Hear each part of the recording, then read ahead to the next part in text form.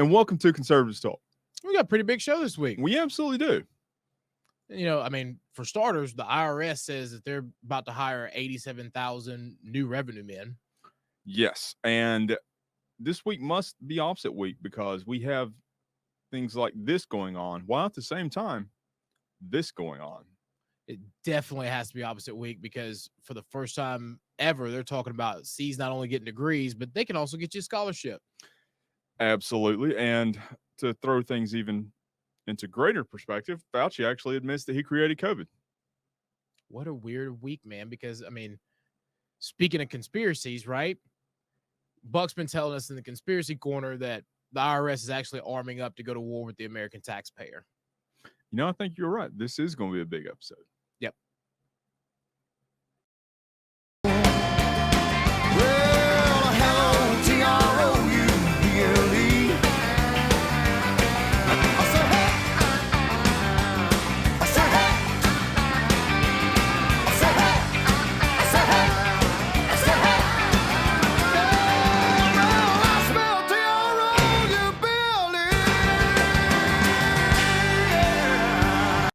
And welcome back to Conservatives Talk. My name's Justin. And this is Jamie. And Jamie's preferred pronouns are America and first. You daggum right. Look, I thought he was going somewhere else with that. That was a shock to me. You're right. You're absolutely right. I thought it, woo. Heck yeah, boy. Those are my pronouns. Oh, man.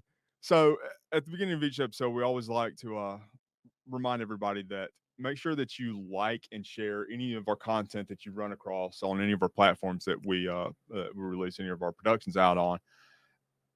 Make sure you by hitting the like button and commenting on any of our productions. It really helps us get higher into the news feed and really helps us to get our show out in front of a lot more people than what we would just be able to do organically. Make sure you also subscribe to any of our shows that you see on any of these platforms, just so where you can make sure that you are up to date on everything that we have coming out and coming forward. And speaking of that, make sure that you go to our website that's on the screen right there in front of you, conservativestalk.org, and hit the sponsor tab in the upper right-hand corner and the lower right-hand corner and help us out with what you're able to, because every little bit goes an extremely long way into allowing Jamie and I to be able to continue to make these productions and to grow and really make better and better things. And while you're there, make sure that you go onto our homepage and fill out your email address on there. Again, we're getting ready to start working on our bi-weekly newsletter that we're going to be sending out. And the first one that we're going to send out, I'm already telling you right now, is it's going to have the kind of the teasers or the sneak peek of the massive this massive project that Jamie and I have been working on for the past month and a half, roughly. Yeah. It's not a pandemic special, but it's a special. It's going to be special. That's very sure. It's definitely going to be sure. It'd be special, but it's so by signing up for that, that's the way that you're going to be able to get kind of the insider scoop, or at least kind of get a notion of what it is that we're working on this. And this project has caused a lot of very long nights, believe me, already, and we just started getting our feet wet on this. But it's also going to be something that is going to keep you in the loop with some of the other organizations and efforts that we have moving forward as well. So, Jamie, how about let's go ahead and jump right into your favorite part. Let's do it. 87 days until we beat Stacey Abrams. What? Can't wait. Super exciting. Again, I'm liking more and more the idea that we do the whole little the pick a date raffle type of deal, the whole pick a date 50-50 raffle. I'm liking that. Yeah, I think that's where we go with. Subscribe to. I mean, maybe we can do that as part of our newsletter. We'll talk about that more. Exactly. If that's something that you'd be interested in, make sure you subscribe to our newsletter, and that's something that we can send more information out about, and make sure that you're kept in the loop with everything on that. So let's jump right into let's jump right into the first topic real fast. So the IRS, so Congress right now, and the House has actually been recalled back into session this week to where they're voting on this huge, or I say huge, it's actually a scaled down version of the Build Back Broke plan that Biden has been pushing throughout his entire administration so far. But it is scaled back from what it originally was. It went from almost 4 trillion down to less than 1 trillion essentially. But it's What a fumble. yeah, for real. But at the same time, wow. I mean, That's kind of my thing, right? So we went from Build Back Better to the what was it, Inflation Reduction Act, mhm. and then now it's had to change title again. Yeah, so the new official title, because of some parliamentary procedures that Senator Graham had raised, is now it is now known as an act to provide for reconciliation pursuant to Title II of the Senate Congressional Resolution 14. Yeah, what he said. That's the new title. It doesn't roll off the tongue quite as easily. And here's the kind of thing for me that really is kind of grinding my gears, right?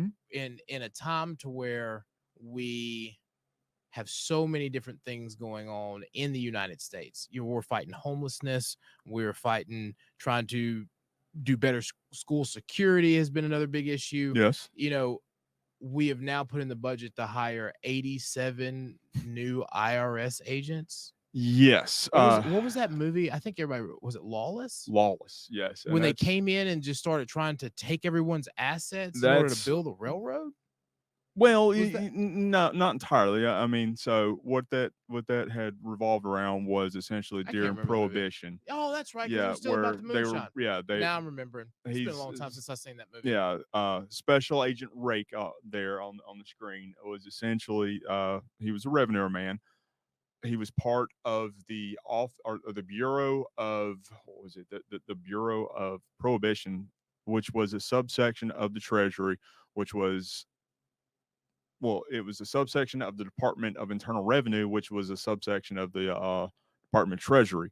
So it was a precursor of the IRS, Department of Internal Revenue. Yeah, the movie coming back to me. I had to pull the file because I remember when guy ran out of gas, and so he poured some of the shine in his tank to restart the car.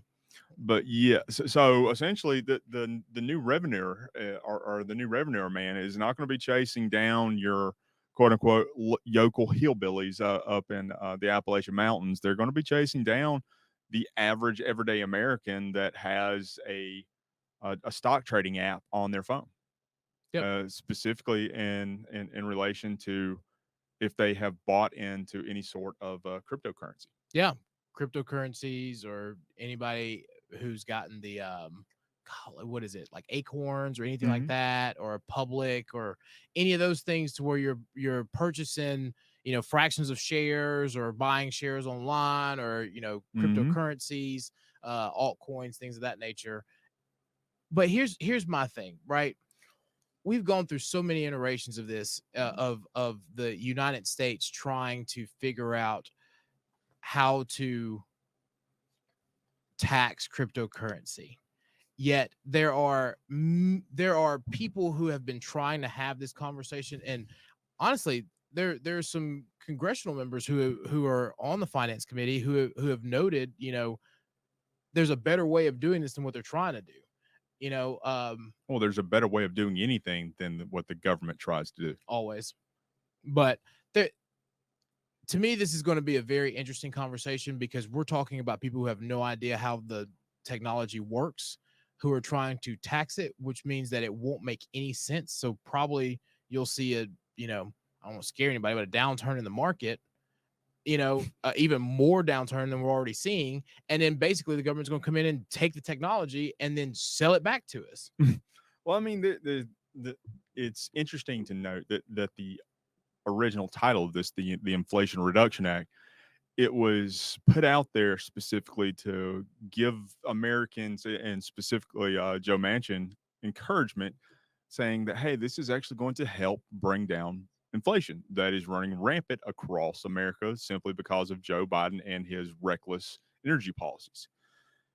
But as we've seen by some estimates that are coming out and being reported by a multitude of news outlets, I mean, it may reduce inflation over 10 years at a percentage of 0.3%, Yeah. possibly, but you won't actually see that 0.3% until year 10 of this. Yeah, you can go to C-SPAN and rewatch the tape when they start talking about the numbers and the hearings Mhm. that you know, where they show where it goes back to 10 years or it goes to 10 years in order to hit what was something like 300 billion Mhm. in reduction.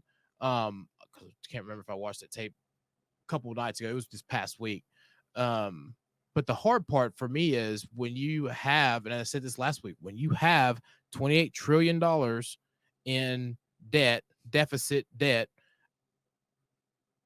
300 billion is just like a penny drop in the bucket, and that still is not going to affect inflation. Mhm. Yep. It's incredible to think that they are so disconnected with Americans and what we are feeling at the the ground roots or the grassroots everyday American. We go to the grocery stores ourselves to buy our food as opposed to having our servants leave They're the manor and so go up there. clueless. There's a meme that I found Yeah, that, gonna throw really that one kind of up real there. explains, like, I mean, that kind of explains the Mhm. situation for a host of millennials as well as a few other people. Mhm.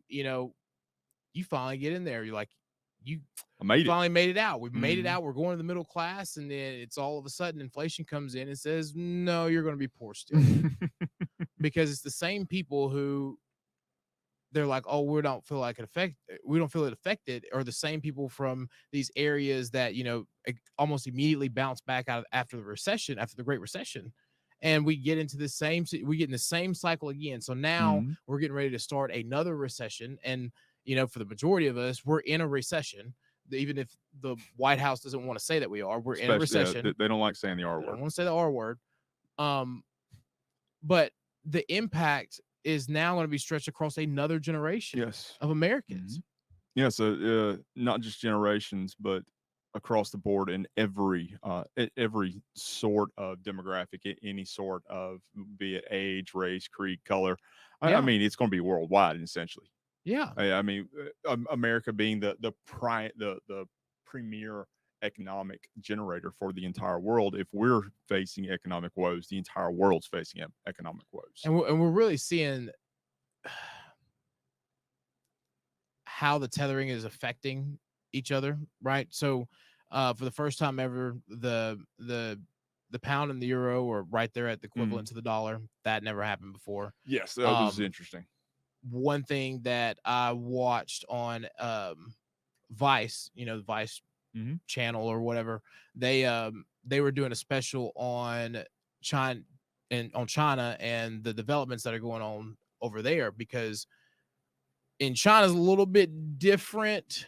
And when it comes to the development world than we have here, like a lot of times what you'll do is, especially if you get a new home, you're under construction loan where you really don't start paying the mortgage or anything until after it's built and you complete it. You just may pay like a certain percentage or something of that Mhm. nature, and then you'll go to your full mortgage rate. Whereas over there, these people are like paying, what the payment is, and the buildings aren't built yet. And then you're starting to see like 2-year delays on some of these condos, and people were just like, I'm not paying anymore. Yeah. Come hell or high water, I'm just not going to pay it. Well. And so when you start looking at all that tension, Mhm. you got Europe under tension because their money is not as valuable. Plus, you got everyone trying to join NATO over there. That really is just going to lead to a war with Russia. Mhm. And on the other side, you have Taiwan and what we talked about with Pelosi going at it with China, and the Chinese government is feeling the pressure to actually do it now because there was a red line, Well, well, and in then all they're honesty, this is the economically reason not going to be able to why they're establish it bringing in these revenue men. because they want exactly. That's the reason why America's bringing in these revenue men, is because they are pushing all of these socialist and communist agendas and these communist ideals, And in order for them to be able to fund these things, they have to essentially put the boot on the neck of every American and force you to pay all of these taxes, and robbing every American of their hard-earned assets.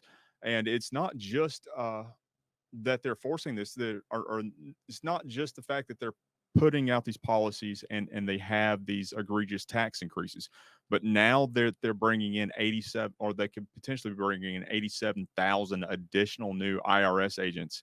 These agents are not going to be going in and sitting on a telephone and saying, "Hey, this is the IRS. How can I direct your call?" It's investigative units. Yeah. Exactly. I mean, they are there to come after anybody that is making less than $200,000 a year. Yep. And make sure that every portion is paid, which is, it goes completely against everything that the administration said and ran on, you know, in 2019 through 2020. Absolutely. So these are a couple of things that this thing is actually going to raise some of the taxes on, and that, so it's going to increase the corporate tax minimum to 15%. It's going to create a new 1% excise tax on corporate stock buybacks. So that's essentially where if a company goes public and then they want to recoup some of the money that they had, or recoup some of the control that they had released, liability out they there. buy some of this control back, which is good for shareholders. A lot of people don't think buybacks are good for shareholders, and I'm not going to go on a rabbit hole on this, but what you're really doing is you're taking, it's just like when we put bonds out there, you're taking some of that back, right? So you're reducing the number of shares that are out there, which is only going to increase current shareholders' profits. Well, if the demand for that, share is still there, you know, and as long as the, you know, PEs are right and everything else. But I'm not going to go on a tangent on that. This whole thing upsets me. And also, it can be used as a means to essentially hide just how poorly a company is doing. That's debatable, and I really don't want to get in that portion of this episode. That's going to be a whole nother segment, because I will say this though, because I'm not going down that rabbit hole. Otherwise, I'll be there forever. The key for me that I'm having a hard time with too is what a lot of people don't realize is that when the corporate bond rate increases, so does municipal bonds. So when it's only hurting themselves, like you know what I mean? Like local governments are going to feel this, state governments are going to feel this, anything that, you know, treasury notes are going to feel, everybody's going to feel this, and they're just no, you're right. So another thing that does is it does it has a tax increase on the crude oil that's being brought in, but it also establishes a new tax, which is something I found interesting. We had heard that it was going to happen before in the past. We had seen that this was something that they were pushing for. Quite frankly, this is AOC's baby, and that is this. They are essentially establishing a carbon tax, or a methane carbon emissions tax. Wow. So you will have to pay. So if an industry, for instance, we'll use some local industries here in Northwest Georgia. If you're producing, say, for instance, steel, and you are using a furnace to heat everything up to where you're able to form the steel products in order to be able to sell them. Well, some of that's going into that is carbon. You're using these coal furnaces. You're using a lot of the energy there that is being released as carbon emissions and methane emissions and things of that nature. And that's actually going to increase your tax rate. Think about it this way. So it's actually also a tax on, we'll call them what they are, cow farts. Yeah. So every farmer is going to be receiving a tax increase. So basically what they've done is, so if you live in the metro area already, right, then I don't live in the metro area, so I have no idea about how it actually works, but there is a fee that's associated with it, and you have to get your emissions checked, and you have to pass your emissions around the time that you get your tag, everything else, in order for you to. Depends on the county, yes. Yeah, but it's primarily in the metro area. or right there at the cups of the metro line in the state of Georgia, and other large populated states have been doing the same thing. Pretty much what this does is it takes it to rural America where we've never had any admission issues because you don't have such a high except for the cow concentration. parts. Well, what I mean is like you don't have a it. vehicle. You don't have a admission, yeah. vehicle admissions like regulations, Mhm. you know, and so now they Mhm. essentially have taken Go a blanket national. overlay and taken Mhm. it national to where it's not just a sustainability measure for high dense areas. No, you're right about that. It's Garbage. That's what it is. oh, fair enough. We'll call it what it is. But the fact that these new IRS agents are going to be coming in and are going to be essentially going after everyday Americans, there is the association of the claim that this massive influx, which is essentially, well, I believe the figure that I saw was almost 92% of what the current IRS employment agency is total, would be replacing the 50,000 outgoing IRS agents who are or who are seen as would potentially be retiring over the next 5 years. How can you have a federal agency Interesting. who's essentially more than half of the entire agency is going to be retiring within the next 5 years? Oh, I can tell you exactly how, because who wants to work for the IRS? Like the people. Like, here's the thing, right? And this is purely just Well, with the job speculation and postings opinion. that they've had, Like just pure speculation and opinion, right? Like I believe that there was a time where you could go work for the IRS and it wasn't a bad gig. It was probably a decent thing to Mhm. do to where you weren't so stressed out and or whatever, and you just backed in your retirement, and then you probably got to a certain rank and it was comfortable for you, so why leave? Okay. But then you started to see that no one else was coming in, no one else wanted to take those jobs, and then the trickle down effect starts to happen. You start getting more pressure, you start getting more work. The administrations over the years, Republican or Democrat or whoever, starts putting more things on you to look into. So now these people are overextended and they've reached the retirement age and they're like, I'm out. So now you got to replace almost an entire federal agency across the country, but they're still working from home. which is an interesting part, right? That's a part that nobody's really talking about. These people are still working from home. Which They makes have it not gone back to the office yet. which makes it very interesting if you have to have a conversation with the IRS, because that's already, I don't know if you've ever had to go like have a conversation with them, but Mhm. sometimes you got to go up there because there's no way to get to the phone line. They give you the correct phone line, then you have to go back, right? And then call because they won't see you even if they're in the office. You got to make the appointment. Mhm. So then you have to call the national hotline, wait for hours, 45 minutes to hours, to get back to where your local office may be to make an appointment. And they usually don't do same day appointments. So then you might have to come back and take another day. It's almost like a 2-day thing, or at least a week-long thing, depending on what your situation is. I knew a gentleman who had an issue, and there was no like local revenue area near him. The closest one was in Georgia. He lived in Alabama. So he drove to Georgia to talk to an IRS agent. They made him go wait outside and call the person in the building on the phone. When he finally got there, he got to talk to him on the phone, but had to try to make sure he got all the information together because they told him they weren't going to do a same day appointment. So he had to leave, go back to Alabama, get documentation, come back, and then they asked him for more documentation to where he had to go back to Alabama somewhere else that was not even close to his house. Like it's a burdensome red tape process that I think just needs to be revamped versus just saying we're going to hire more people. Well, so they said that Tangent over. what was it 34 billion of the 80 that would be going into the IRS on this is supposed to be used to update the processes and the systems and everything along that line.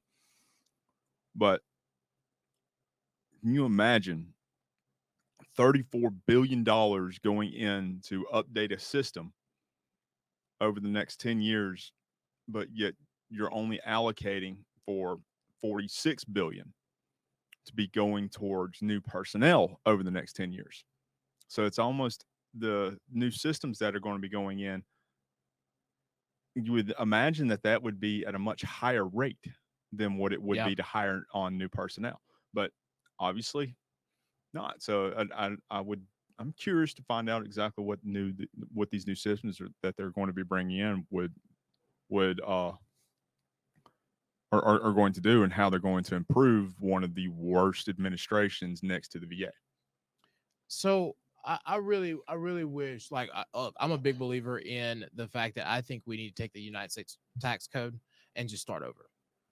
There are clearly like I am all for paying my portion of taxes, because I feel like as an American citizen, that is one of our responsibilities. I'm not. Okay. Taxation's theft. Here's the thing, like there is certain commonalities that I feel that we all share interest in, and they got to get funded somehow. Taxation's theft. The only way to do it is through taxes. Mhm. Otherwise, we're going to be out here building individual private roads everywhere, Okay. individual private highways. And then you can have have tolls on them, and then you can have taxation's theft. It's private taxation. That's a taxation. That is And not if taxation you're at all. charging that is, if you were charging that me- is a cost. That is not a tax, if because you you were can choose whether or charging not to do it. So why would I pay a toll versus just paying a tax? Because the taxes, they're coming in, they're taking it out of your pocket with or without your consent. If you're actually paying for something, you have the option to do it or not. I do not believe in senseless taxes, but I do believe that taxes are a valuable system. Of course you do, because they pay your check, they pay your salary. Maybe. You have a vested interest in them. Here's the thing.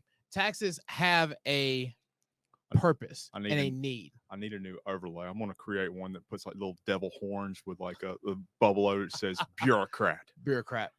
I like being a bureaucrat to a certain degree. There's a certain level of skepticism that I have there. Anyway, Trying back to to the reform point. from the inside. I understand. There is certain shared commonalities like roads that are valuable for all of us to share a common interest in. Certain infrastructure that just needs to be there. Roads, bridges, shared utilities, all that is paid through taxes. Do I believe that every portion of everything should be taxed? No, I don't believe in income tax. I believe there should be a flat tax. So I will Flat, fair tax. I was being very, I want to say extreme earlier in a sense. Obviously, all roads cannot be privatized. I would honestly say that roads, I would agree with you on that. Taxes for that. Interstates, roads, bridges, actual hard infrastructure, and national defense. Those are essentially what the Constitution talks about and prescribes what it is. But anything outside of that, no. I mean, if you're trying to make a very long stretch, if you're trying to create essentially what is known as the nexus effect, to where you're having to make 7 degrees of separation in order to make the connection there, no, it has no. I should not have to be paying for that. I will partially agree with you, right? But that is for the citizens to decide. And what I mean by that is each state under its own constitution has the right for its citizens to go up and say that we want to pay an additional tax for this because we believe that this is important to us as a commonwealth. Well, this is so you're talking about local and state taxes. I'm talking about federal tax. Same boat. No, the federal tax is across Same boat. You're going to be your income tax is going to be taken out at the same rate regardless of whether or not you want to do that. What I'm saying is that take something I don't believe in, but other people do. Mm-hmm. Okay. Other people believe that we all need to have this carbon tax. If the majority of us do that and vote for it as we should have, or, it goes out of the process that it went through, I feel is unfair. Okay. But that's a whole nother boat. Well, I would disagree. That is in our right for where the majority of the people said this is important to us. We feel that it's important for everyone to be taxed, whether we disagree or agree on the purpose or not. We have to go back to the rule of law, and that is what the rule of law in America says. I would disagree that it was done. Look, unfairly or anything along that. It went through the process of what it went through the did. process. Yeah. It followed the rules. It's just that now we are starting to see Americans are waking up and realizing the stupidity that they had, or the level of stupidity that they had in 2020 for the election or To the allow votes they this to made. happen. Yeah, I Exactly. agree. You So know, I agree with they're that starting point. to come back and realize some of the mistakes they made, and some of the legislators they sent up to DC. So here in 87 days, yeah, we'll have an opportunity to rectify that mistake. Yeah. And you know, hopefully the American people will decide to go with a party that will look out for our best interests. Look, I completely agree that there is a certain level of environmental protection that should be, you know, looked at. Okay. But I also do believe that, you know, the planet goes through a life cycle just like the rest of us. The polar ice caps have not always been there. So at some point they're going to have to melt anyway. And, you know, we can take through history where the earth has gone through periods where it was hotter than it has been right now. All right. All right, Now, so I've got to do this real fast because that right there, I ran across this just the other day, and you're going to love this as much as I did. So the Earth actually broke the record for the shortest day this Saw that. year since the atomic clocks were invented. The year prior to that, the same thing, it broke the record. So the Earth is actually spinning up as it's spinning. And granted, it's at a minuscule fraction of a second, but the thing about it is it's spinning up. What kind of effect is that having on our environment? They're trying to say that it's correct. because our ice caps are melting, or because global warming is taking effect and really energizing everything. The thing about it is they went back to the what was it, the creation, or the one of the prehistoric periods. I forgot exactly which one it was, but the length of the day was 23 hours, or 23 and a half hours, as opposed to 24, and or give or take a couple of seconds there. So we're, I mean, That's what I say. When you yes. when you go back and you look at, I mean, take into account the entire picture. No, Mhm. this is, let me be clear. We are not moving towards an ideal climate for humanity. Getting hotter is not okay for all of us. Depends on your depends on your nature. I'm just saying, yeah, but whatever. I'm very warm blooded. I'm fine with it being hot. You know, what I mean, I really don't like it being cold, and the winters are what scare me. Okay. Well, So when it snows, I migrate south. so my whole thing is yes, that is scary, but the earth has been here for millions of years, and when you track that, since we're talking about science, you can see that there are periods where this has happened, and we've gone through other planetary changes that have caused similar effects. So I digress a lot, but to get back on topic, the way they're going about it, I just have a problem with. It's more of a ram our opinion down your throat versus having a conversation, because I think that both sides are willing to have this conversation, but we just have different opinions on how we got here and how to get to the next step. Yeah, I disagree. I'm not willing to have the conversation because they're just dumb, See, and I don't want to talk about it to you're them. just like them. Yeah, but I'm right. See, and they're left. So, Well, when I say right, I mean I am correct. I knew what you meant. Well, just to clarify, I am correct in every sense of it. Anything that comes out of my mouth is essentially a decree of absolute truthfulness. So. Oh God, do you hear the head swelling? I'm about to get hit in the head with it. Next topic before I get knocked out by Justin's swelled head over here. Obviously, this week must be opposite week with everything that we're seeing that's going on across the country. I mean, the notions are just the things that we're seeing, not just in, I guess I would say, in the legal world, but in the political world and the financial world. Everything that we're seeing going on in every aspect of everyday life, we're seeing the opposite of what it was, say, 2 years ago, 2020. People are getting real bold, and what I mean by that is like there used to be, like, I feel like there used to be a line, like an unknown, undescribed line, to where it was like, okay, like, as a professional courtesy, I know that you may be like, I know your kid may be a crackhead, but you know what I mean? Like, we're not going to expose it because or whatever else is crazy. But we've reached a point now to where like those are like having ripple effects, because you're like, once you take the onion, like the layers of the onion off, you're like, this is outrageous. Well, he's not just a crackhead. I mean, he is evading on tax, not paying his taxes. He is a national security liability. He is working with a devout American enemy as a financial partner. He is essentially working against every American interest outside of himself and the big guys, and his wife that used to be his sister. Which is That's an entire another story there. Which which is documented, I'm which is throwing that kind of one back like, up there. That has to be. I mean, that's just too. which is like, Really? yeah, I mean, that's wild. I've seen some crazy things in my life, and Just think that's getting ready to go on the aircraft that is noted of being or as transporting the leader of the free world, and you have that so walking onto it.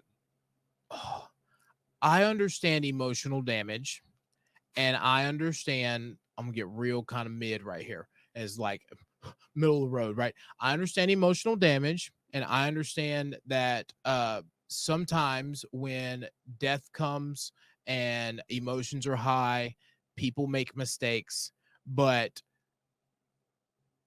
marrying your blood brother's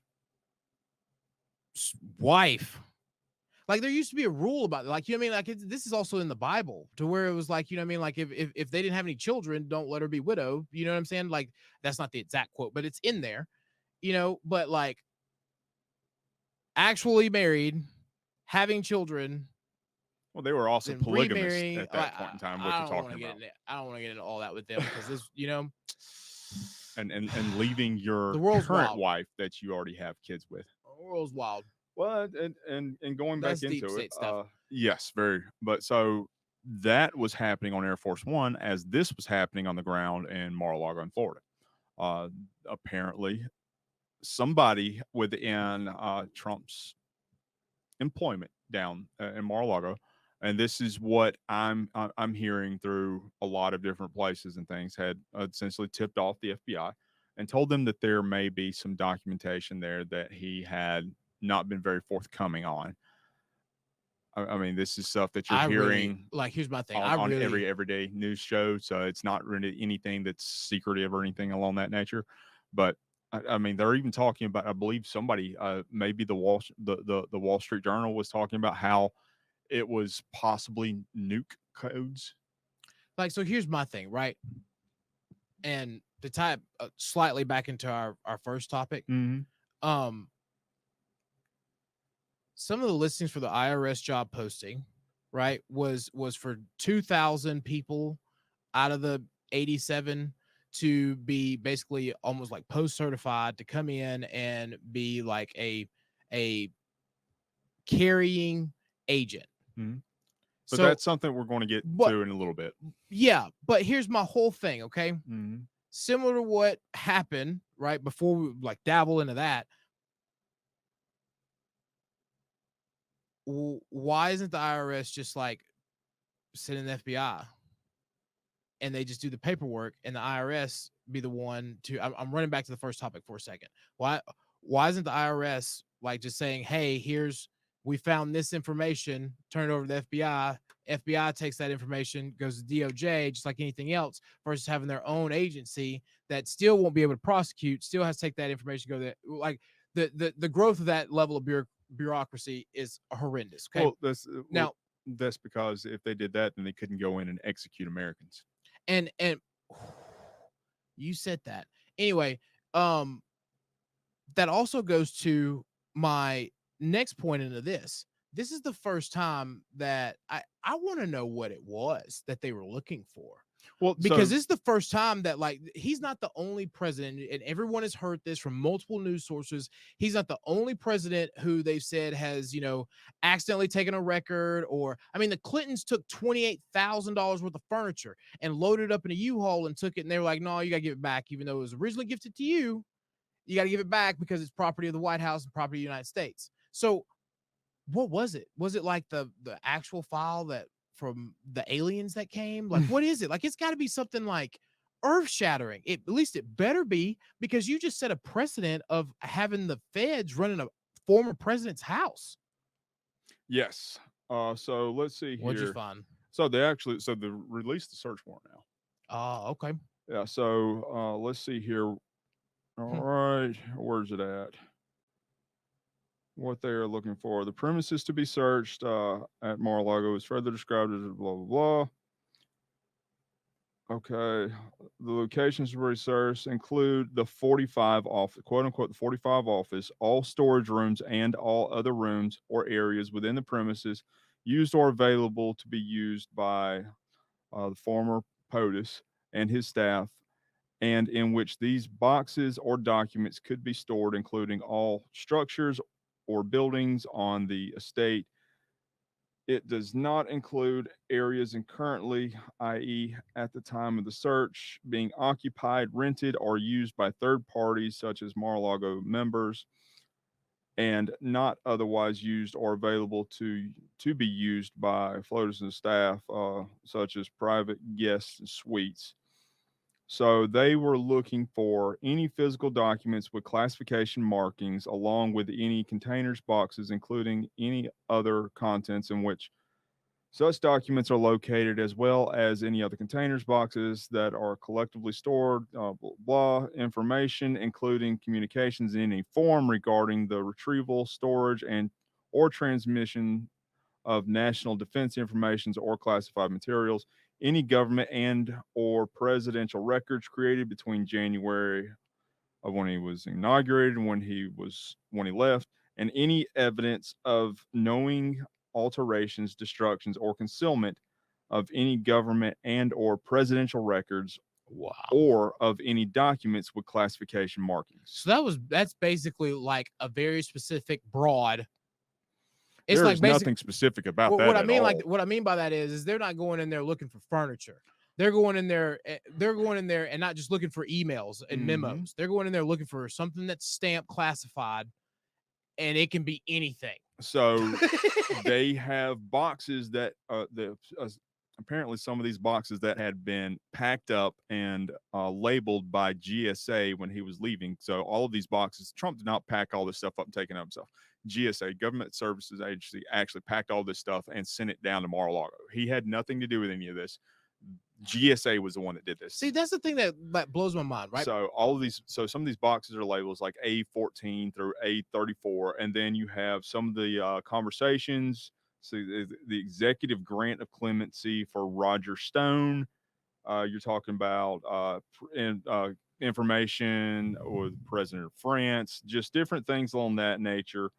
There is nothing in here whatsoever that would have justified raiding a former president's, or in all honesty, raiding anyone's home of any stature. Well, so like here, I 100% agree with that, and that I don't believe in just random searches anyway. But I know a few people who have always told me, like, once you reach a certain level of status, like, you don't pack your own bag anyway. Mm-hmm. You know, I fly economy, so like packing my bag is all I know. But like, there are certain people who are like, I don't pack my own bag, I don't put my own stuff together. So I don't think Trump has ever like put his own stuff in his own suitcase before. Like, he just doesn't strike me as that type of person. So even with that, like, there's an agency that probably packs up your stuff. So somebody probably packed all this up and was like, here you go. And I don't know. That's just like wild. Because that means like basically an agency packed it up. He wouldn't know. Yeah, like he wouldn't know. So part of the federal statute in the Presidential Records Act, it says that if you are caught with or not transmitting some of this stuff over there, you can potentially be barred from from holding any future office.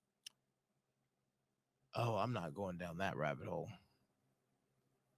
Well, I mean, it's not a rabbit hole at all. It's a blatant and outright just crying, screaming, "Holy no! Here I am." Well, what I'm saying is, the more and more we talk about this, the more I'm like, that's a setup.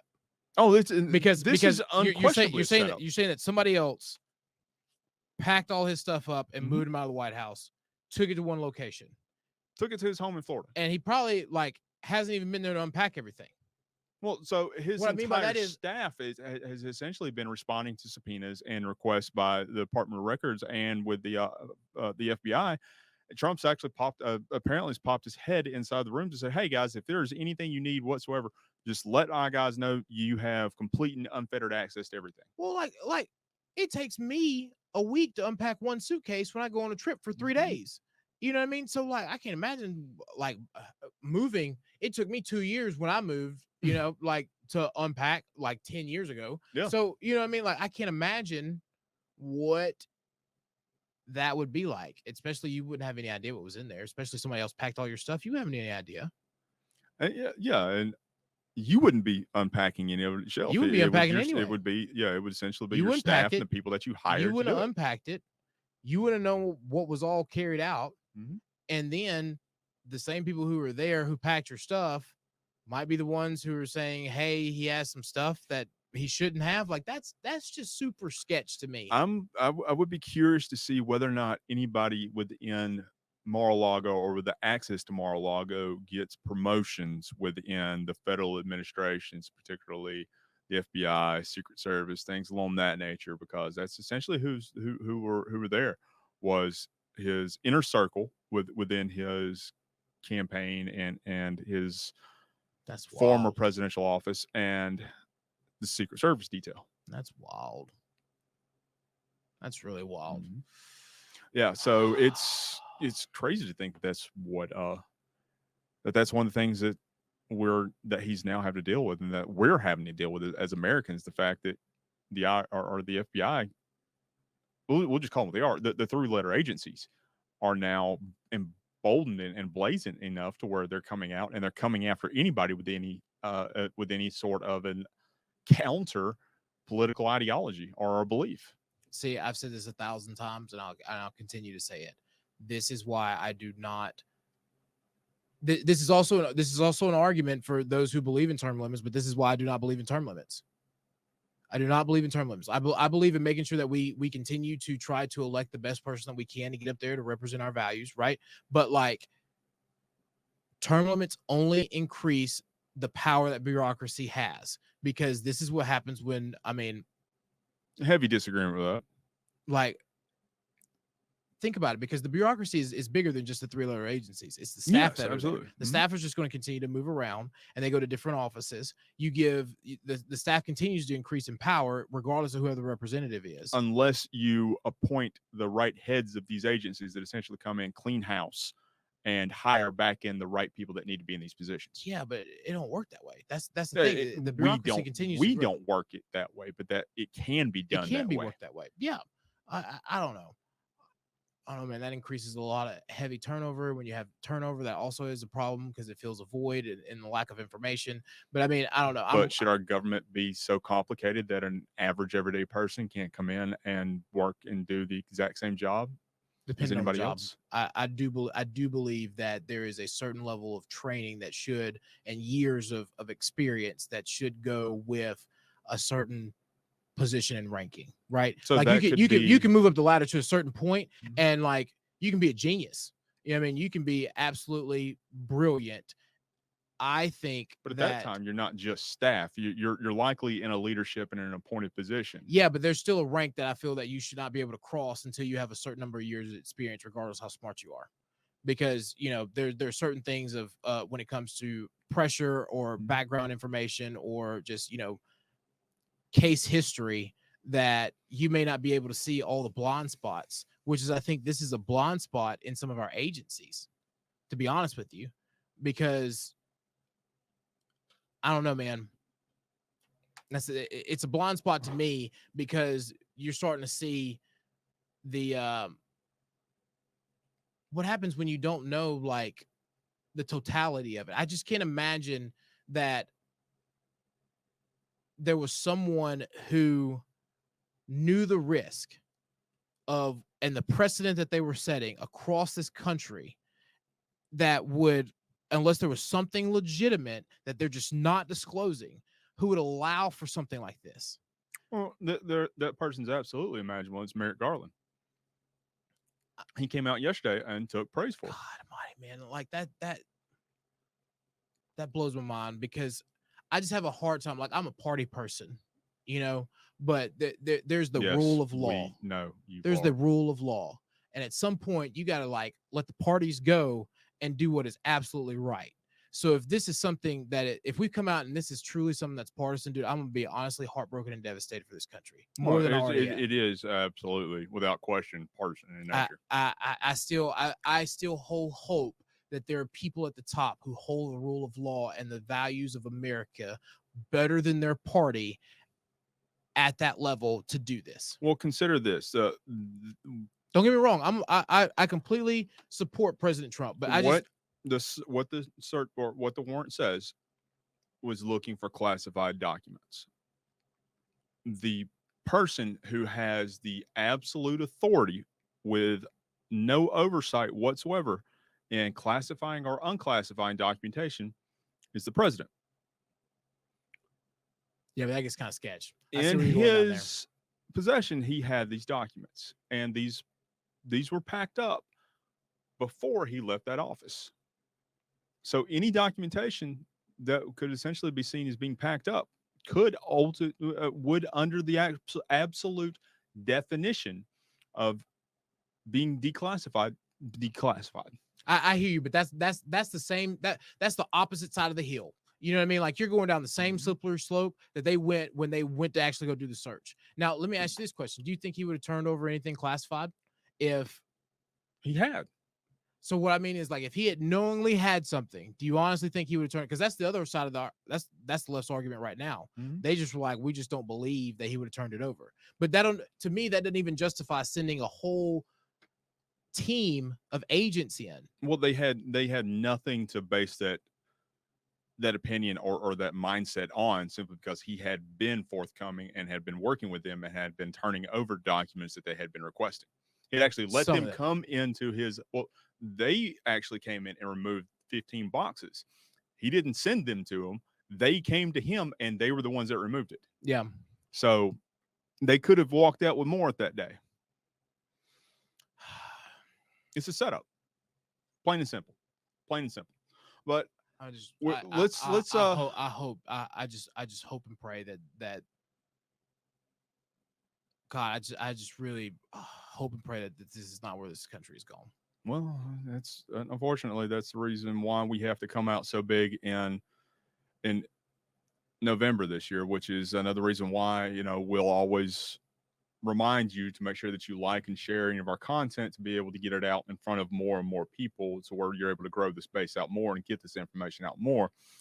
Also, make sure you subscribe to any of our content there, and make sure you go to our website at conservativestalk.org and hit those sponsor tabs on our site there and help us out with what you're able to, so we can help grow and spread this out a little bit more. Yeah, because we got to get back to the rule of law, man. Mm-hmm. So let's jump right back into it. Let's talk about what Stacey was getting out and about, and what she was pushing. Makes me heartbroken. Pushing this week as well.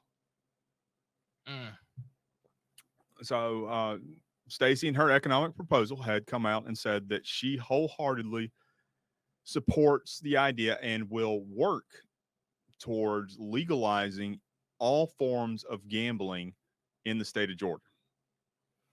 And she wants to do this in an effort to increase the level of access to Hope Scholarship to not just students who have worked their tails off in order to maintain a good GPA to have access to this, but to allow the folks that just ride the current to actually have access to this, and to then come back in and go to our higher education institutions here in the state of Georgia and run off on this on these publicly subsidized scholarships. Look, I agree with part of this. I wish it came from somebody else. I really do agree with part of this. I don't agree with the fact that, here's the thing. I was a C student. I lost my Hope Scholarship, and I lost my Hope Scholarship because I didn't pay attention to my books as much as I should. And that's just the reality of it. people who go out there and get all A's and B's, they're busting their tail. And I believe that as a community, that's our offer to you to continue to strive, because you really can't get out there and work a full-time job to make a good bit of money if you're actually going to be in there studying and going to school. So the least we can do as a community is to help in that regard. Okay. A lot of times it's not that a C student is a lazy student or not that. It's just that they have other responsibilities or other things that they have to do. So they aren't as focused in their books. And I think that that's just not something that can be there. So though I don't agree with the increase of the Hope Scholarship, I do believe that there are certain forms of gambling that we just need to go ahead and open up in the state of Georgia. Hands down. Okay. Such as? Oh, we need a casino. Oh man, Jamie's trying to turn Rome, Georgia into Little I don't want it Nevada. in Rome. I don't want it in Rome. I think there's a casino that needs to go down to the Atlanta Speedway Okay. and other areas. Like you could put one down there and you could put one near, somewhere in North Georgia. But I think that is a level of revenue that we could see that is already leaving the state of Georgia. Okay. And I can see that. But on the opposite side of that, and let me go back. What am I good with gambling on? I understand the aspect of this can bring in additional state funding and money and all this other stuff. But at the same time, looking at all the other things that it can also bring in, and then the cost of that, or the cost that could be associated and coming against the state, and that the state would then have to come back and fix and to apply to correct. You're looking at a law, so we would actually have to increase our law enforcement funding, because gambling brings in anyway. Agreed, but up to a certain point, we shouldn't have to come in and throw in hundreds of millions of dollars because we need to bring in tens of thousands of. We shouldn't be bringing in 86,000 new officers just because we brought in a casino into downtown Atlanta or into Macon or into Savannah. And now we're seeing a rise in organized crime, and we're seeing prostitution being run through the roof. We're seeing human trafficking that's going way off the scales. We're seeing drug addiction. We're seeing all of these rising issues that would associate, or that would ultimately leave us and having to pay more money than what we would be bringing in through gambling. Hey, it's the 20s, but it's not the 1920s, brother. That's it. We don't have to go that far. So Atlanta's not already the hub of human trafficking. Atlanta already is the hub of human trafficking, and we're doing a very good job to try to stop that. What I am saying though is that look at these well-ran casinos across the country so far. Okay, just because there's a certain level of gambling that goes on there, we don't have to be that. Just look at every other thing that we are starting to look at, CBD, things of that nature that are going through the state of Georgia, to where we have actually created a process that does not drastically change the culture of the state like it did Colorado, California, all of them. Colorado's even like Denver's like you can get magic mushrooms now at a decriminalized rate. Like that's next level. Georgia will never get there, not in our lifetime. But I think, and I truly believe, that things like sports betting, horse racing, like to a certain degree, betting on drag races. Senator, you're riding your coattails on. No, I just that's just my opinion. Like, like regardless of whoever's pushing it, that was my opinion beforehand. Because the reality of the whole spectrum is that this is something that can come in and revitalize other communities that may not be able to be impacted or may not see certain developments that the rest of the state is seeing. I'm talking about changing generations. Okay, so essentially what you're saying, and I'm going to take a larger scale model of where you would be going, because you were talking about bringing in casinos earlier. Yeah. So let's look at Vegas for an example. Vegas has a very vibrant downtown, illustrious, very the downtown area is gorgeous. It's stunning. There are tons of economic opportunities as far as folks going in and making money hand over fist. But once you leave that immediate downtown area, it's like slumlords all over the place. That's essentially what we would be bringing in to Atlanta if we were to open some of these if areas we up did like it that. wrong. And here's Well, what I mean. what would the difference be? Here's what I mean. And this is going to be very shocking to everyone. I do not gamble. I do not play the lottery. I do not go to the casino. Even when, there are times when my close groups of friends go and I choose not to go with them because it's not what. Here's the thing. I like my money too much. Though I don't want to participate because of my own personal beliefs and needs, I do feel that it is something that is not, as taboo as everyone wants to like make it out to be. Look at what, and though the process is still going on, okay, and not only COVID, but the period that happened to where we are now decreasing law enforcement and everything in Atlanta. The idea behind what happened when we built the Mercedes-Benz Stadium is the same idea that we could look at in the model for a casino. You build a center attraction that brings in new jobs, new wealth, and then you look at revitalizing the area around it. That is something that can change impoverished areas. Areas that used to once be hubs for the state of Georgia, who now have been isolated. And I see that. I see that idea, and I understand that. I guess that mindset, but if what was it? If I had a penny for every wish that I had out there that had come true, I wouldn't be doing That's this like, right see, now. here's my problem, right? Because I feel like that's the old man in you. You know what I mean? Because like every time The I realist? hear, no, not the realist, the old man. Because every time I hear someone say, "Oh, think of the riffraff that casinos are going to bring," I think of the same person who's going to tell me, "Well, I don't want apartments because they bring trouble." Well, it's Right? it's because not just the riffraff. here's what I'm saying though, right? Apartments that were built in the 80s, when they built apartments like that, that's not the same style of apartments that are built today. So when they built Vegas, when they built casinos of that magnitude, we're not talking about that. We're not talking about like mile square blocks that never sleep, the lights never go out. We're talking about something, I guess you could say in a little bit more dynamic terms, like Cherokee in North Carolina, to where it's still somewhat of an area that can be family friendly, and then you can build around it other infrastructure and other attractions that are more relatable to the family, and that's how you keep Georgia beautiful while still bringing something like that in.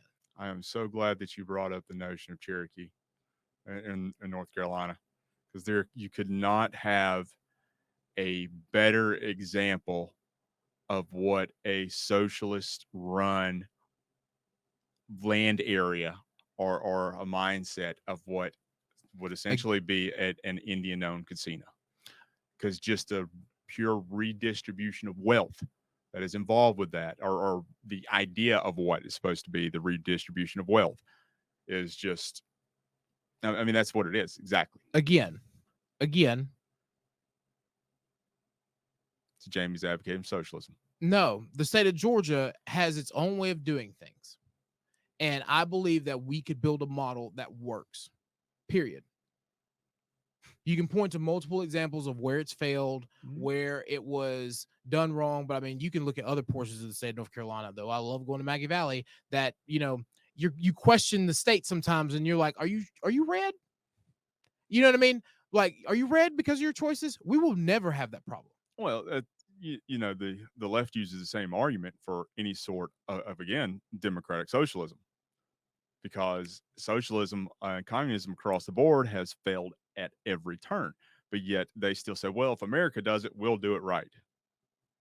Well, hey, look, we can argue till we're blue in the face because there are multiple things that you can point to that align with it. The reality is this is an industry that I feel that could help continue to grow Georgia. Everyone said that, and honestly, here's going to be the real test, right? I'll put it this way. When we get to November, as long as everything that we hope and know holds true, then I believe that it's going to be the same situation when we started producing movies here in the state of Georgia. Everyone's going to say, you're going to California, Georgia, we're going to go blue, and look at what's happened. We still, through the start of that process, for the majority of that process, we still have a Republican-controlled assembly. We still have a Republican-controlled Senate. We still have a Republican governor. So go ahead. That process So started long before 4 years ago. yes, and you're right. You're right. That process did That- start long before 4 years ago. But you're seeing an incremental decrease in the red uh, stronghold of what Georgia. But used that was to going to be. happen anyway. That had nothing to do. That was going to happen anyway. Mm, It's going to happen anyway because you just look at the growth of the state. There's always, when we have always talked about the red wall, we talk about the bandwidth outside of the metro area. yes. And for the last 20 years, everyone's been talking about what the population of Atlanta itself has to be in order to statistically be more than the rest of the entire state. In which it is encroaching on every single moment. Even then, we have still been able to maintain it 20 years later. Well, the 20 years population later. density hasn't reached the Yes, it level has. yet. No, it hasn't. No, not yet. Mm-mm. Nope. Because you're not bringing because Yes, it has. no, we're not having the influx of folks that we had essentially thought that we were supposed to receive, because we were on track of receiving an additional congressional seat, or at least we thought we were. That I think that but we still should have not gotten. Yet, That I still believe that yet. but because we had a failed census, because we allowed for the census to be done Mhm. through some bogus pandemic method.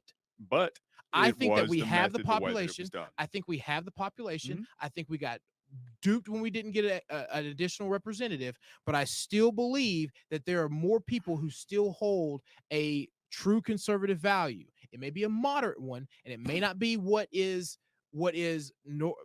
normal to Northwest Georgia, but it is a conservative value, and they believe in the same thing that we do.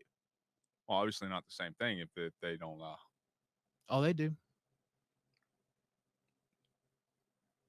No, but moving on. So one of the things that you had mentioned earlier was that every student, so a lot of students that are in school, they don't have the time, the ability, and the effort, or I guess the time and the ability to focus in on school to maintain the academic level that would be necessary to have that Hope Scholarship, to be able to go through and be able to go through school and have, that creation there. So should they actually be going to school at that point in time, or should they be focusing in on engaging and expanding life, or essentially life experiences, and gaining experience and knowledge and things that are not necessarily, or that they would not be able to get within that classroom, and having to pay tens of thousands of dollars in some instances to gain some of that knowledge that they're ultimately not even really gaining. Here's my thing, man. You're gonna gain the knowledge regardless, and you can gain the experience.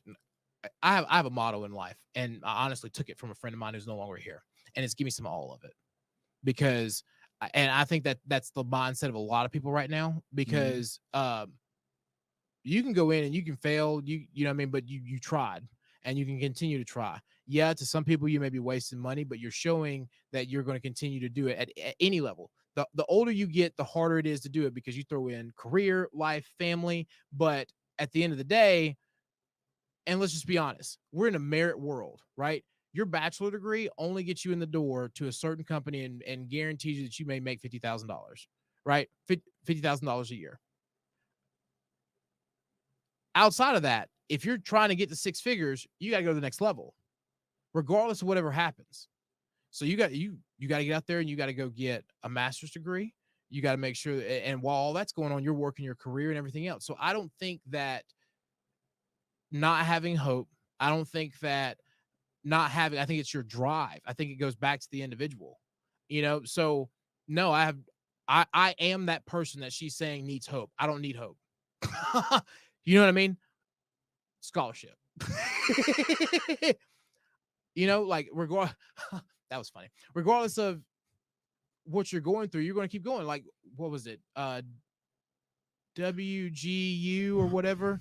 They have the perfect commercial for this, because, when you got to work, think about the nurses who are going out here and working, who just got, their RN and everything else. They're still working full 12-hour shifts in the middle of the night at the hospital, and then waking up, going to school. They're not asking for hope. They're just saying it is what it is. And then if you can't study for test day, you still go out there and take the test because you tried. If you fail, then you know what? Sometimes you got to repeat a course. it's just the facts of life.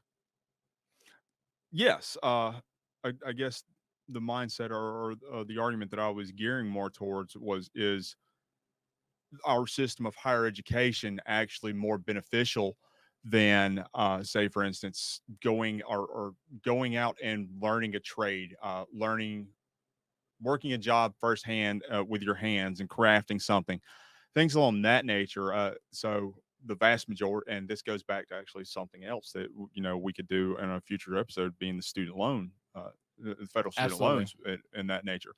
Um, we're seeing folks that are hundreds of $1,000s in debt, and they can't even get a job waitressing tables with the degree that they have. So That goes back to life choices. But anyway, true, but so would it be better, and I guess you would say in some senses, and especially what we're seeing now across the entire country, and the drastic decline of the actual of the not the service but the skilled labor industry. So first off, what I want to do is I want to separate the two, Mm-hmm.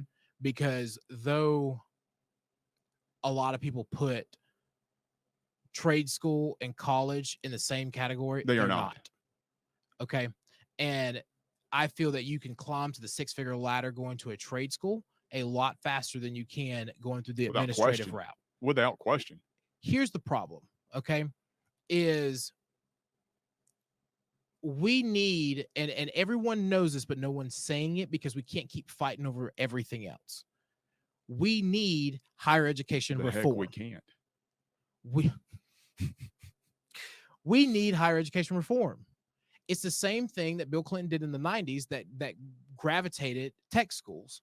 We need to really look at colleges, traditional colleges, 4-year schools, and say, what can we do to trim this process that gives us the same level of value? Because it's supposed to be this balancing act, right? Mhm. Because really, you go to college on this side to be an administrator and to be a certain level of manager. You go to tech school to learn a trade. Though both are valuable to a company in a certain sense, you're going in two separate paths that are parallel. So what we're starting to have is, and we had this tip top beforehand, you had more administrators than you had trade laborers. And so the demand is higher here, but you can't get it here. And what we have to do is reset the balance. Well, I would say the balance needs to be offset quite significantly. And Currently, no, I'd say it needs to be offset significantly and maintained at that level, because you don't need just by pure numbers whatsoever. So the aspect, the administrative part of things, you don't need nearly as many of those as you do the skilled laborers. I disagree. Well, of course, you're a bureaucrat. I like, here's the thing. I think that right now we need a lot more skilled laborers than we have. Mhm.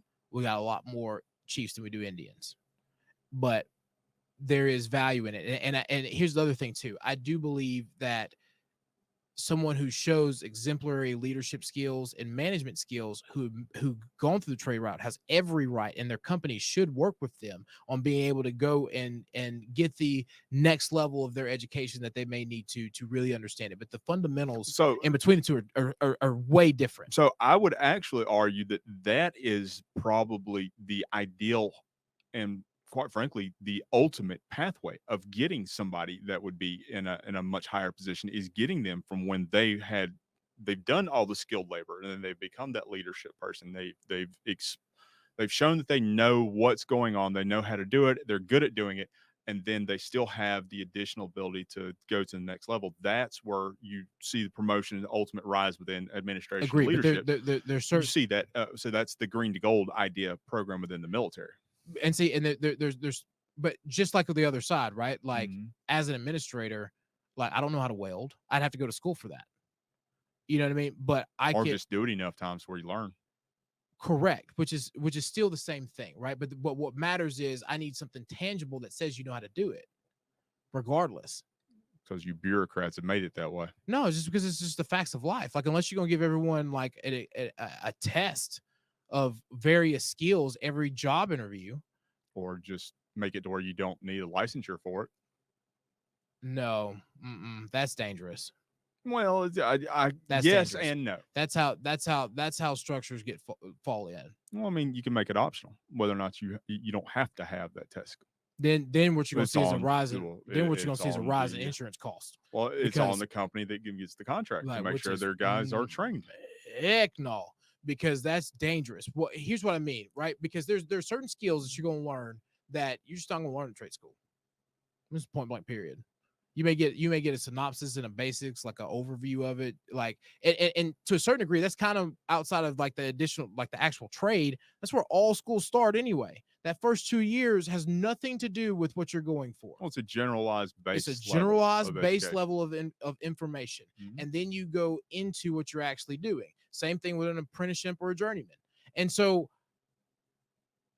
in both cases, there is something that you're learning that the other aspects of the people who you were with at the start are not learning. And unless you cross train or do something else in the future that you still have to show something tangible for, there's no way of knowing. You can say whatever you want to. There's doctors who have fake Yale degrees, you know what I mean, on their office, and you don't know until someone passes away or something in the middle of surgery that, you know, hey, he's not really a doctor. That's the problem. Buck may be a doctor, but who knows? Well, Buck definitely is. I've seen his Yale degree and the Harvard. But so let's jump into the next topic that we were talking about, and that is This guy. we're going to show you. We are not going to tell you. We are actually going to show you. So just pay attention. The center of the initial outbreak, WA1, Washington 1, is considered the ancestral model strain. This center. I developed the ancestral model.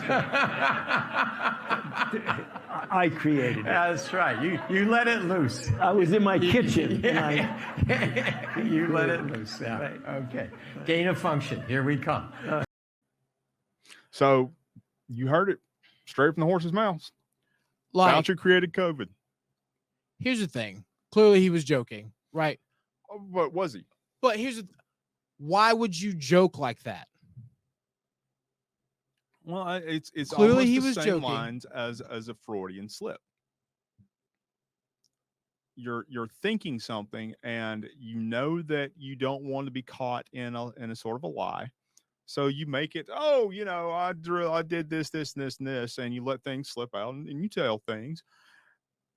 That way, you have an out to where in the future, when you get hauled in before Congress on a subpoena, and if you don't show up, you get arrested and thrown in jail. Then you can say, "Oh, well, I didn't lie. I said right there that I did it." Well, I really don't think that's it at all. Wow. I don't like the man or some of his decisions that he made, but I don't think that's it at all. I believe that sometimes people go through enough stuff that the only thing you can do about it is just laugh about it. And though I think the joke was in poor taste, and someone at that level should have never made that joke. So you don't Like- think he created COVID? No, what? No, it's a virus. You don't think gain of function research in the China labs and everything is what actually happened to create COVID-19, as opposed to it was released in a wet lab or in a wet market in China? No, so here's what I think. Mhm. I How think do you think COVID came about? Curious. we have multiple centers of disease control across the world. And to a certain level, their job is to experiment with viruses and various different infections. I think that what COVID is, what the coronavirus 19 is one of those situations gotten out of hand. We know for a fact that there is every disease that has ever been tested, known to man, found out that's horrendous inside of a vault locked up somewhere in some facility that in the world. And what happens is when people go in there and they, test it and play with it and see what they can do to find cures or anything else, the mutation happens and you try to contain it inside a facility. And just like every other movie, everything else, it might eventually get out. I think that's what happened. So Was it engineered? Yes. I agree. Was it intentionally released? No. Well, maybe.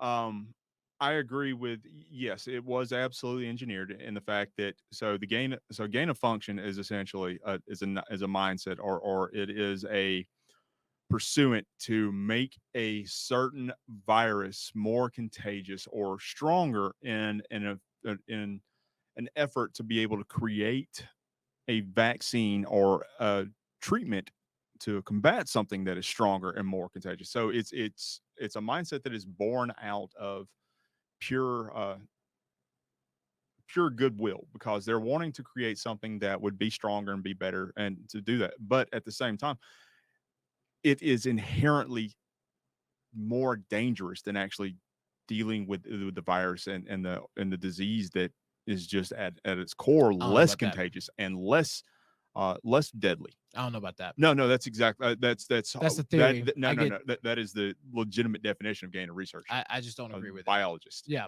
not medic over here. But like, here's my thing. College degree too. My y'all are from I've never biology, that science. Y'all are physical science. You know, I'm not my thing. I just think that there's a certain level of the only way to try to get a true vaccine or reduce the rate of something is to try to manipulate the cells of a virus, and that trial and error automatically tells you that some of the errors are going to be a lot worse. And That's gain of function. That is the Understood. definition of gain of function. understood. It's just so when that's taking place, when that's done, you're inherently creating a disease that is far more deadly and dangerous than what the original disease that you were working Now with I is. understand what you're saying, which is true. Which is Mhm. true, even though the goodwill is there. Now I Yes. understand what you're trying to say. Not that it was created. Well, Out of ill means. potentially could have happened that way because that's My thought- that is how biochemical weapons of warfare start, works. right? And here's the thing: when it was first released, that COVID was out there, I promise you, I was one of the first people who were like, China's mad at us. Okay. The more and more I let go of my conspiracy theory and try to put a realist hat on, if that was the case, then they would have had a vaccine already ready for their people. And that's just my belief in it. I just think it was accidentally released. Unless it was intended for themselves as well as everyone else. To population control, why would you risk that? Because of the Here's the- age, because China as a nation is aging at such a dramatic rate that they are becoming, or that their elderly population is essentially becoming such a massive burden on their economy that it is really weakening them as a nation.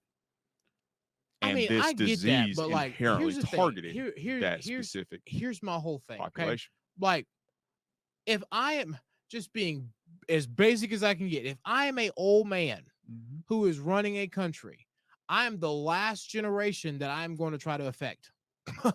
Unless you're so separated from everybody else to the fact that the likelihood of you coming into contact with that There's no way. sickness, well, There's no way you don't have the same mindset they do. that would literally mean like you would be in a closed box. I mean, think about it. That's like saying Not like necessarily a closed box. Xi Jinping and has to maneuver and move the same way that President Biden does. No, you don't see Xi Jinping speaking in front of average or speaking in We don't front see it, of but I mean, citizens on of China TV, there it is. I've never seen the man speak gonna have in to- front we're gonna of have to go to actual Chinese- Chinese nationalists. We're gonna have to get you the China channel. That just sounded wrong on so many levels. So many levels. I know how to think about it. CCTV is available on Comcast for those of you who don't know. But Are you watching this TV on It's- TikTok? Is that where you're no, getting it no, from? I watch it. It comes in my international packages along with South Korea TV and C-SPAN 3 and a few other things like that. My whole point of this is I just don't. The more and more I think about it, I just don't see someone who knows that, like, they South Park reference. That is like the SARS episode when speaking of casinos, the Native Americans in the SARS episode of South Park came in and they were going to bulldoze it, and they like couldn't get everybody to leave, so they put SARS on a blanket. And then what ended up happening? his son got infected, and he had to go to them people to how they got it cured to cure it from their son. All right. Mm-hmm. There is no level of separation to where when something like that is released, that you will not be impacted. No way. Look at the rocket. It may not be you. Look at Little Rocket Man. It may not be you directly, but it may be someone that you are close with or cared about. Now, are you crazy like Rocket Man to where you're like, oh, I don't care, I love you, but bye, and off someone if that were to happen? Like, but that's a whole other. That's a whole family is literally held within a compound. It's like they have no outside for the same reason. It's a totally different situation, right? They have come to a point to where they are so unliked by their people that they can't go anywhere. Well, it's unless they are forced to have people out there with all of their military protecting them. Well, it's along the same lines of what you'll see with some of the sign. Well, there's a good portion of the Standing Seven that are seen like that. I don't have enough knowledge of the rest of it to understand, but I do know that they're like, they have a high nationalism. I don't agree with what they believe in, but they have a high nationalist belief amongst their people. You don't get that by not being present or not being or having some ability to that. You just kill off everybody that comes against you or imprison them like they do. Yeah, but that's literally like saying, good bit of Russians like Putin. It's not. Just because you're in power doesn't mean that everyone hates you or loves you. I disagree. I think that's actually the very definition of politics. You're either hated or you're loved. No, there's a median. I'm gonna teach you the median. There's a median. Those who don't like you usually don't like you because they can't get what they want from you, and those who love you realize that you have principles and values that you stand on, whether you disagree or like them. Which I agree that among any leader, there is a median. There is no median. Mediums don't exist. It's a fairy tale. Let's jump into pendulum swingers. Oh, it stops. It does. There's no pendulum on this. It does. It's always just. Oh, I love it. I love it. MAGA people remind me of Ron Paul people. MAGA. there is no MAGA here. There is only Justin. It's just the era. I've just related to a time frame in my mind. That's all. It's just a time period. Mm-hmm. Time period known as Justin. Yeah, like when I say Ron Paul, I'm really talking about, remember when everybody thought the world was ending because of the Mayan calendar? That was it. That whole 2008 to 2012, that whole thing, Well, then you go back to Y2K as well. Oh, yeah, those people are, what I mean? Look. Granted, I was one of the families that was stocking up same stuff in the basement. I was in the 6th grade when we fought, like 6th grade. So that's 6-7 years later from Y2K, from when we finally got rid of the water that we barreled from Cave Spring. Well, it kind of does make you wonder whether or not there were any specific dates on the Georgia Guidestones before it was destroyed, and maybe that was the reason why it was blown up. But that also is something else. So, as always, before we move into it, before we go into conspiracy theory, Justin wants to talk about the Rosicrucians and the Georgia Guidestones. But anyway, that's a good segue into it. But yes, make sure that you like and share any of our content that you run across on any of our platforms. Make sure you comment. It helps us get higher in the news feed and reach a much broader audience. Make sure you subscribe to any of our platforms that you see any of our content on. That way that you'll be up to date with everything that we produce and put out there. And make sure that you go to our website, conservativestalk.org, and hit the sponsor tab in the upper right-hand corner, the lower right-hand corner, and help us out with what you're able to, just so you'll be able to help us be able to produce more and get our message out further and wider. And Buck has something that he would actually like to let everyone know that's coming up for sure now, that especially what we're seeing in this latest I an didn't think he act was to right on provide this. for reconciliation pursuant to Title II of the Senate Congressional Resolution number 14. When Buck first told me about this, I could have sworn that this was just going to be another one of those fairy tales. Like, but clearly, look, it's not opposite week. It's kind of like opposite year, right? Because I swear on everything, when someone told me about monkeypox, it was a joke. Similar to the IRS bringing back the revenue man in this regard and giving them weapons, or the fact that they have stocked up 5 million like Over 5 5 million rounds rounds. of ammo. See, Yes. I for whatever reason I wasn't going to be able to Over get that out. 5 million rounds of ammunition, and they have said stockpiled arrows. fully automatic weapons as well. Why I does said arrows like it was the 1800s again. But anyway, I was trying not to draw attention to that. I had to acknowledge that. but why are what essentially would be considered pocket protecting Poindexters walking around with fully automatic weapons of war? Like they're sitting here saying that we don't need assault weapons as regular citizens, but then they're going to give the IRS, like, you're going to come shoot me for my taxes? What is this? That's the mob. That's mob stuff. You don't want us to be a militia and a mob, but then you make one? Like, I don't understand. Well, so we can actually look at this in kind of historical context. If you look at the notion of treason, one of the first issues and charges of treason, of actual treason, came out of the Whiskey Rebellion. The Whiskey Rebellion was fought simply because of the fact that this new burgeoning country that had risen up against a tyrant king because they were being overtaxed felt that the new federal government was taxing them far too much for their whiskey. So they rebelled against it. And they ultimately charged the guy who organized the rebellion of treason. He was later acquitted, but that's essentially where it came from.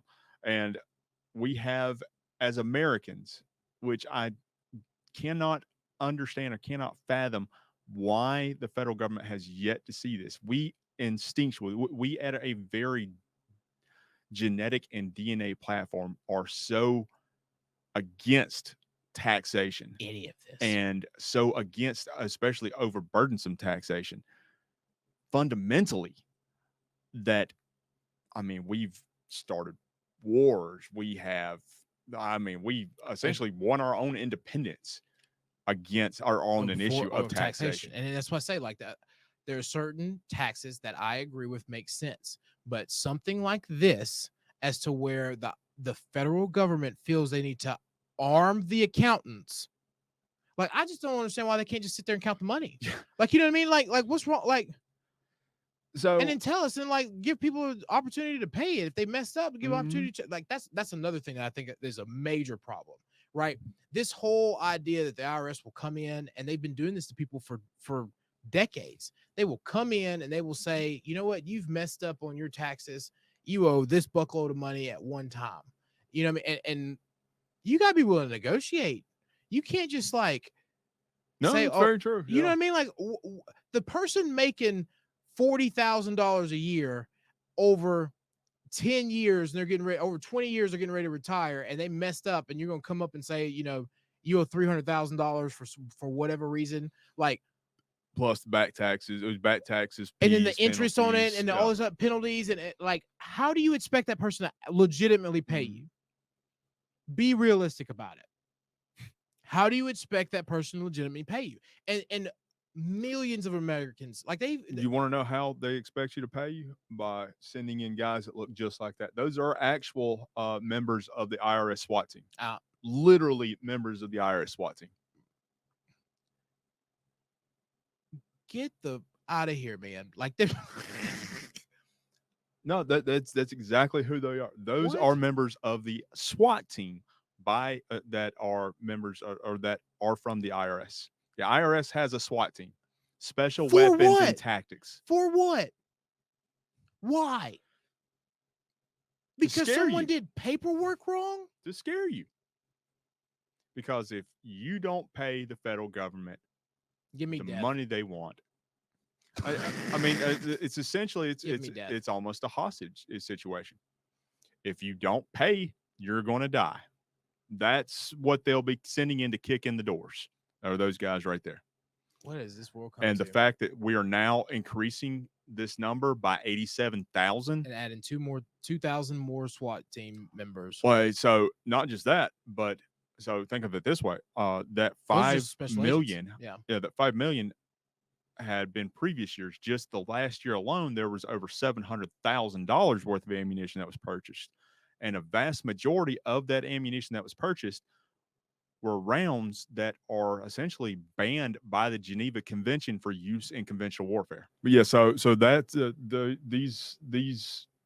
these are the folks that will be coming in to essentially coming in and kicking in your front door when you don't pay the federal government their skin. You know what? I've said this before on other episodes. We're going to play the video this time. Yes. Because this is what I think of. And it's almost been 20 years now when MTV just put out these random commercials. I have no idea why. It was not a Holocaust anniversary, and I'm not trying to relate any of this to Holocaust, but just play the video. Yeah. So Play the video. these are two videos we're going to play back to back.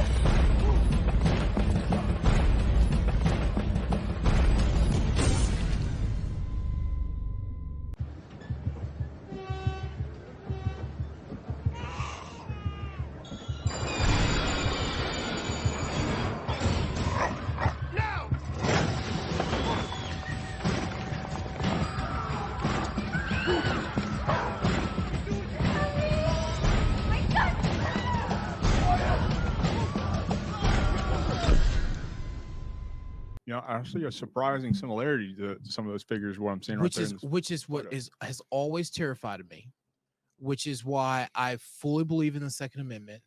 Because again, 20 years ago, MTV put those commercials out and they were airing live, and no one knew why. No one knew why. And you're like, almost 20 years ago, 2005, 2006 timeframe, and you're like, what is this? And so then you know, not to like make a conspiracy out of it or correlate the two to a point to where it gets us really in the corner that we're in with conspiracy corner, but this is real. Yes, that's the scary part about it. That's the scary part about it, is like, that's relatable. That's what happens when you don't have a weapon inside of your house. That's what happens when they take all means of you to be able to protect yourself and have no idea what's going on. That's what happens when you continue to weaponize agencies. They ain't got no business being weaponized. Like again, I believe that the FBI has a job here. I believe local law enforcement has a job here. I believe that certain agencies do need to be weaponized, and I'm not trying to take away from that at all. What I am saying is for what purpose are we going to send armed people in to get someone's taxes? Call the FBI and have them come with you to do it. File the report just like they have to do later on. Send the FBI agents in if it's that level of a crime. If it's the level of crime that they believe that their tax evasion is so significant that they have to bring armed guards in, call the FBI. Let somebody who has Experience actually come exactly. into it as opposed to Poindexters Because with machine guns. you see my point? Because this is the same party that's sitting here telling us teachers shouldn't be armed because they don't have the experience. Local people shouldn't be armed because they don't have the experience. Police need more training before they just go out and start shooting people. Yet you're going to give the IRS 500 rounds of ammunition to go in after people, and you don't 5 million, and 700,000 just last year. And you're going to go, and you don't think anything's going to happen unless you want it to, yeah. which is even worse. And about some of the specifics on some of the stuff. So, like I was saying earlier, the majority of the ammunition they purchased is an ammunition that is banned specifically by the Geneva Convention for use in conventional warfare because of the damaging effects that it has on the human body. So what they have purchased are known as Spear LE gold dot rounds and ammunition. So it's Spear law enforcement gold dot rounds and ammunition. Can't even use that in the military just because of the damaging nature of that specific round. Just how fast it leaves the round, how fast it leaves the barrel, and how destructive it is once it does hit the body. So let me get this straight. A weapon that the United States took out of war to kill our enemies. Not just the United States, but the world. Oh, because you said Geneva. You're right. That the world has taken out, that the IRS bought it. Did they give any disclaimer as to why they purchased this round? That none. They were just like, this is the one we want. So it is specifically the Spear LE jacketed hollow points. I believe they're 115 grain rounds for 9mm, and that our jacketed hollow points are specifically banned by the Geneva Convention for use in conventional warfare. But the IRS, has it to raid Americans and kill them with fully automatic weapons that the IRS needs, the accountants of the federal government need to go get the money. Accountants need fully automatic weapons now. Holy cow! You know, they say history repeats itself, but I feel like we are gearing up for what was called the FDR gold take.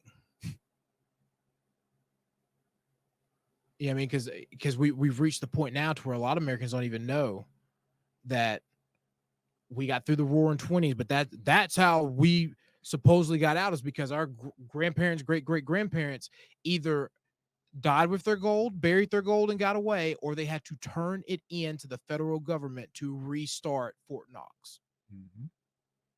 And they were given essentially a promissory note of, you have this much money. So, and some people don't realize this either. So quick, very quick lesson or thought. You can all go look this up.